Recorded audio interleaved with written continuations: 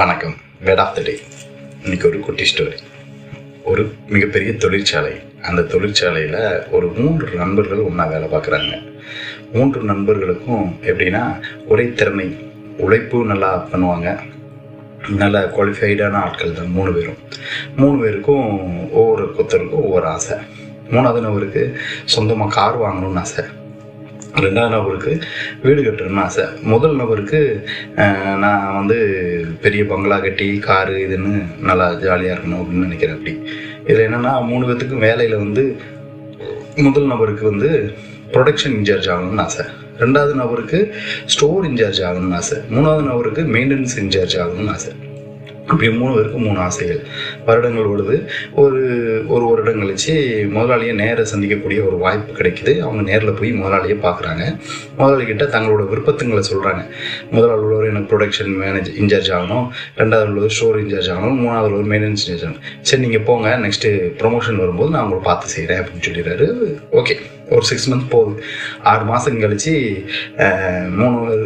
3 பேரையும் தனித்தனியாக முதலாளி கூப்பிட்டு ஒவ்வொரு ஆளுக்கும் ப்ரொமோட் பண்ணுறாரு. என்னென்னா முதலாவது நபர் ப்ரொடக்ஷன் இன்சார்ஜ் ஆகணும்னு ஆசைப்பட்டார் இல்லையா, அவருக்கு ஸ்டோர் இன்சார்ஜ்னு சொல்லி ப்ரொமோட் பண்ணுறாரு. 2வது நபருக்கு ஸ்டோர் இன்சார்ஜ் ஆகணும்னு ஆசைப்பட்டார் இல்லையா, அவரை மெயின்டெனன்ஸ் இன்சார்ஜாக ப்ரொமோட் பண்ணுறாரு. 3வது நபருக்கு மெயின்டெனன்ஸ் இன்சார்ஜ் ஆகணும்னு நினச்சார்ல, அவரை ப்ரொடக்ஷன் இன்சார்ஜாக ப்ரொமோட் பண்ணுறாரு. சேலரியெல்லாம் இன்க்ரீஸ் ஆகுது, எல்லாம் ஓகே. பட்டு இதில் என்னென்னா 3வது நபருக்கு நம்ம மெயின்டெனன்ஸ் கேட்டோம், பட் அவர் நமக்கு ப்ரொடக்ஷன் இன்சார்ஜாக பண்ணிட்டாரு. சரி நமக்கு இவ்வளோ தான் போடுது அப்படின்ட்டு அவர் வேலையை பார்த்துக்கிட்டு இருக்காரு. 2வது உள்ளவர் நம்ம ஸ்டோர் இன்சார்ஜ் கேட்டோம், நமக்கு மெயின்டெனன்ஸ் இன்சார்ஜ் கொடுத்துட்டாங்க. எப்படியாவது அந்த ஸ்டோர் இன்சார்ஜ் பதவியை நம்ம வாங்கணும் அப்படிங்கிறதுல அவர் ரொம்ப அதில் தான் மைண்டை வச்சு இது பண்ணி ஒர்க் பண்ணிக்கிட்டு இருக்காரு. முதலாவது உள்ளவர் ப்ரொடக்ஷன் இன்சார்ஜாக கேட்டாங்க, ஆனால் அவருக்கு ஸ்டோர் இன்சார்ஜ் போஸ்டிங் கொடுக்கையும் அவர் அதை அக்செப்ட் பண்ணி அதில் தன்னுடைய திறமைகள், உழைப்பு எல்லாத்தையும் காட்டி அதில் என்னென்ன சேஞ்ச் பண்ணலாம், என்ன இம்ப்ரூவ்மெண்ட் பண்ணலாம் அப்படின்னு பார்த்து கொஞ்சம் கொஞ்சமாக இன்க்ரீஸ் பண்ணி அதை நல்லா எடுத்து கொண்டு வர்றாரு. இப்படியே ஒரு 6 மாதம் ஓடுது. 6 மாதம் கழிச்சு இந்த முதலாளி அந்த ஃபஸ்ட்டு உள்ளவரை கூப்பிட்டு ஜென்ரல் மேனேஜராக போஸ்டிங் ப்ரொமோட் பண்ணிட்டார். சேலரி கூட எல்லாம் கூட ப்ரொமோட் பண்ணிட்டாரு. இவங்க 2 பேரும் அதே ஒர்க்கில் பண்ணிக்கிட்டு இருக்காங்க. 2ண்டும் 3டும் அவங்க வேலையை பார்த்துக்கிட்டு இருக்காங்க. இது ஒரு 6 மாதம் ஓடுது. இந்த 6 மாதத்தில் அந்த முதலாளி அவர் நினச்ச மாதிரி அந்த பங்களா, காரு, அந்த மாதிரி ராயல் லைஃப்பில் செட்டில் ஆகி அவர் இடத்துல ஜாலியாக ஒர்க் பண்ணிகிட்டு இருக்காரு. 2வது உள்ளவரும் 3வது உள்ளவரும் அதே இதில் தான் இருக்கிறாங்க.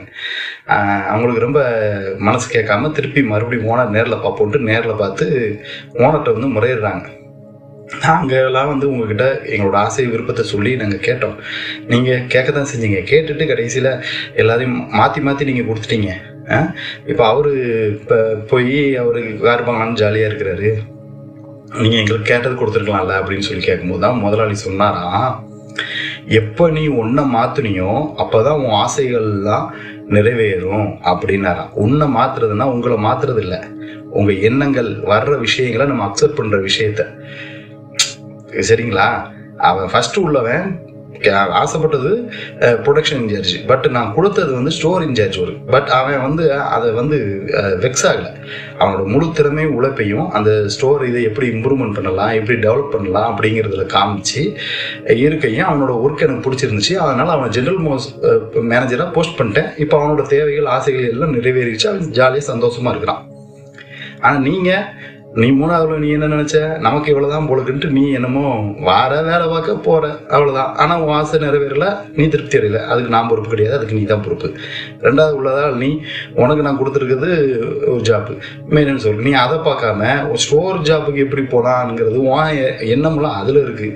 இந்த வேலைக்கு நீ எப்படி கவனம் செலுத்துவ? அதனால தான் உன் ஆசை நிறைவேற உன்னோட எண்ணங்களும் இதாகலை. இதுதான்ப்பா விஷயம். நீ எப்போ உன்னை மாற்றிக்கிட்டு நீ கிடைக்கிற விஷயத்த நீ சரியாக பண்ணுறியோ அப்போ உன்னோட தேவைகள், உன்னோட ஆசைகள் எல்லாமே பூர்த்தி ஆகும் அப்படின்னு சொன்னார். இதாங்க ஸ்டோரி.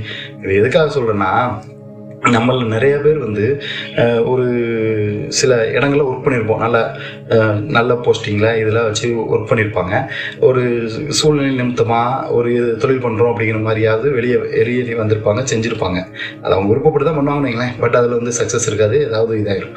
பட் அதுக்கப்புறம் கீழே இறங்குறதுக்கு அவங்க யோசிப்பாங்க. காரணம் என்னன்னா அவங்களுக்கு அந்த இது விட்டு கொடுக்காது. எப்பயுமே ஒரே ஒரு விஷயம் நல்லா தெரிஞ்சுக்கோங்க, வர்ற வாய்ப்புகளை நாம் பயன்படுத்தி கொண்டு நம்மை நாம் மாற்றிக்கொண்டால் நம்மளுடைய வாழ்க்கை உயரும். நான் அதிலே தான் இருப்பேன்னா நீங்கள் அதிலே தான் இருப்பீங்க. சேஞ்ச் நீங்கள் உங்களை சேஞ்ச் பண்ணலைன்னா உங்கள் லைஃப் சேஞ்ச் ஆகாது. உங்கள் லைஃப் சேஞ்ச் ஆகணும், உங்கள் லைஃப்பில் நீங்கள் உயரணும் அப்படின்னு நினச்சிங்கன்னா நீங்கள் சேஞ்ச் ஆகணும். நீங்கள் சேஞ்ச் ஆகினீங்கன்னா உங்களோட ஆசைகள் விருப்பங்கள் அனைத்தும் நிறைவேறும். நன்றி, வணக்கம்.